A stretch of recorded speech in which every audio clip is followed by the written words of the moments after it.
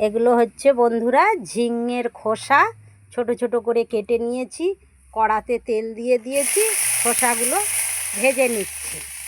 কয়েকটা পেঁয়াজের কুচি দিয়ে দিলাম, কত বড় বড় করে কেটে নিয়েছি। কতকগুলো কাঁচা লঙ্কার কুচি দিয়ে দিচ্ছি, কতকগুলো চিংড়ি মাছ দিয়ে দিলাম। এবার পরিমাণ মতো নুন আর হলুদ দিয়ে এটা ভেজে নিচ্ছি। ভাজা ভাজা হয়ে গেছে, এবার নামিয়ে নিচ্ছি। এইভাবে ভাজাগুলোকে শিলের মধ্যে বেটে নিতে হবে। তাহলে ঝিঙের চোপা এইভাবে বেটে নিলে কত সুন্দর খেতে লাগবে, খুব টেস্ট লাগবে।